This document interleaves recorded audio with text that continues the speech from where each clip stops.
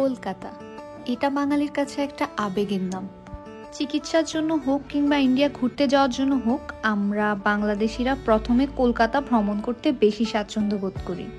আপনি যদি আগে কলকাতা ভ্রমণ করে থাকেন তাহলে নিশ্চয়ই জানেন ঢাকা থেকে কলকাতা পর্যন্ত পৌঁছাতে কোয়ালিটি ভেদে 900 থেকে 1600 টাকার মধ্যে বাস পেয়ে যাবেন, এবং ঢাকা থেকে কলকাতা যাওয়ার ডিরেক্ট ট্রেন মৈত্রী এক্সপ্রেসে ক্লাস ভেদে 1955 টাকা থেকে 2935 টাকার মধ্যে ভ্রমণ করতে পারবেন। কিন্তু এর চেয়ে কম খরচে ঢাকা থেকে কলকাতা ভ্রমণ করা আদৌ কি সম্ভব? হ্যাঁ, নিশ্চয়ই সম্ভব। মাত্র 600 টাকার মধ্যে আপনি স্বাচ্ছন্দ্যে পৌঁছতে পারবেন ঢাকা থেকে কলকাতা। আমার ভ্রমণের সময়কাল ছিল মে মাসের 12 তারিখ 2023 সাল। আমি আমার ভিডিওতে A to Z সকল তথ্য আপনাদের সাথে শেয়ার করব, শেষ পর্যন্ত দেখতে ভুলবেন না। আর ভিডিওটা আপনার জন্য হেল্পফুল হলে অবশ্যই আমার ছোট্ট চ্যানেলটা সাবস্ক্রাইব করে সাপোর্ট করবেন, যাতে আমি সামনে এমন আরও ইনফরমেটিভ অ্যান্ড হেল্পফুল ভিডিও নিয়ে আসতে পারি। চলুন তাহলে আমার ভিডিওটা স্টার্ট করা যাক। এখন আমি আছি ঢাকার কমলাপুর রেলওয়ে স্টেশনে। এখানে স্ক্রিনে আমি দেখতে পাই 3 নম্বর প্ল্যাটফর্মে আমার ট্রেনটা আসবে। আমি রাত 11:15 ঢাকা থেকে বেনাপোলের উদ্দেশ্যে ছেড়ে যাওয়া বেনাপোল এক্সপ্রেসে যাচ্ছি বেনাপোল। আর এই ট্রেনের টিকিটের মূল্য 485 টাকা, আর এটা হচ্ছে শোভন চেয়ারের মূল্য। আমি এখন বঙ্গবন্ধু ব্রিজ পার করছি। এই ব্রিজটা পার করতে 10 মিনিটের বেশি সময় লাগে। এটা পরদিন সকাল। এখন আমরা খুলনা আছি। খুলনার পর আমরা যশোর পৌঁছাবো, তারপর আমরা বেনাপোল পৌঁছাবো। আর বলে রাখা ভালো, আমি আপনাদের এখানে শুধুমাত্র ট্রান্সপোর্ট খরচ দেখাচ্ছি, ট্রাভেল ট্যাক্স বা পোর্ট চার্জ এখানে অ্যাড হবে না। 600 টাকা ট্রান্সপোর্ট খরচের মধ্যে কিভাবে আপনি ঢাকা থেকে কলকাতা যেতে পারেন আমি এখানে সেটা দেখাবো। অবশেষে খুলনা থেকে এখানে আমি যশোর এসে পৌঁছলাম।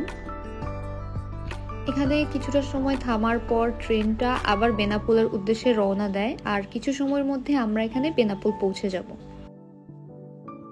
এই দিকটাতে কখনো আমার ট্রেনে ভ্রমণ করা হয়নি, তাই আমি খুব মুগ্ধ হয়ে এদিকে সৌন্দর্যটা দেখছিলাম।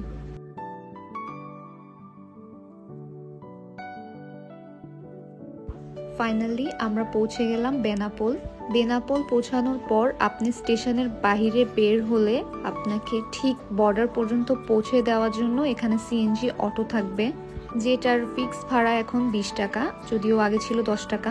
ফাইনালি এখানে ল্যান্ড পোর্টের কাছে চলে আসার পর প্রথমে আপনাকে ট্রাভেল ট্যাক্স পে করতে হবে। এখানে 550 টাকা টোটাল পে করার পর আমি পরের প্রসিজারের জন্য এগিয়ে যাই। এখন আমি ইমিগ্রেশনের জন্য এগিয়ে যাচ্ছি সামনের দিকে। আমার সাথে এমন অনেক মানুষ আছে যারা যাচ্ছে। ইমিগ্রেশনে ঢোকার সময় অবশ্যই আপনার ভ্যাকসিন সার্টিফিকেট, আপনার পাসপোর্ট এবং ট্রাভেল ট্যাক্স পরিশোধের রিসিপ্টটা দেখিয়ে ভিতরে ঢুকতে হবে। এখানে এখন আমি বাংলাদেশ সাইডের ইমিগ্রেশনটা কমপ্লিট করব। কখনো কখনো এখানে কিছু লোক পাওয়া যায় যারা 100 টাকার বিনিময়ে কম সময়ে আপনার কাজটা করে দিবে।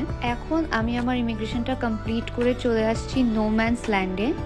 এখানে মানুষের অনেক বড় লাইনে দাঁড়িয়ে আপনাকে এই ফর্মটা কালেক্ট করতে হবে। প্রথমে এই ফর্মটা ফিল আপ করাটা ম্যান্ডেটরি, আর এটা ফিল আপের পর আমি বসে অপেক্ষা করছিলাম, কারণ এখানে অনেক মানুষের ভিড় ছিল।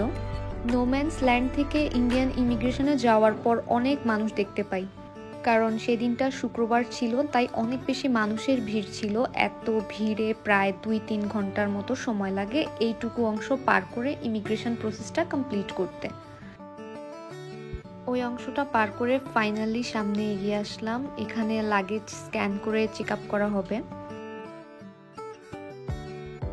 ফাইনালি আমি এখন ইন্ডিয়ান ইমিগ্রেশনের লাইনে দাঁড়িয়ে আছি। ইমিগ্রেশনটা শেষ করে আমি এখানে বেরিয়ে পড়লাম পেট্রাপোলে। আর এখানে দেখতে পেলাম মানুষের লম্বা ভিড়, এরা ইন্ডিয়া থেকে বাংলাদেশ ফেরত আসছে। আর এই পাশটাতে আসার পর আপনি অনেকগুলো মানি এক্সচেঞ্জের দোকান দেখতে পাবেন। আমি এখানে আমার একটা পরিচিত দোকান থেকে টাকা দিয়ে কিছু রুপি এক্সচেঞ্জ করে নিয়ে নেই। তারপর সেই দোকানের কাকু আমাকে এখানে অটোতে তুলে দেয়, যেটা আমাকে বনগাঁ পৌঁছে দিবে। পেট্রাপোল আসার পর আপনি এই পাশে অটো স্ট্যান্ড দেখতে পাবেন, আর সেখানের অটোগুলো আপনাকে সোজা বনগাঁ স্টেশন পৌঁছে দিবে, যার ভাড়া হচ্ছে 50 রুপি।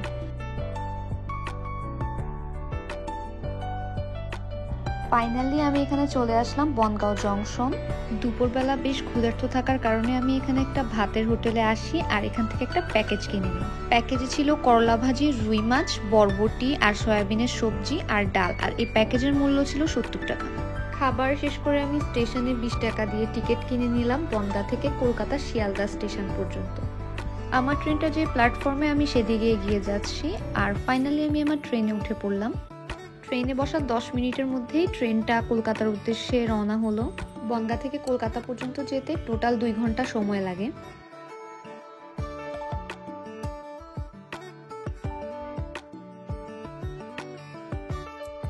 2 ঘন্টা পর ফাইনালি আমরা পৌঁছে গেলাম কলকাতার শিয়ালদা স্টেশনে।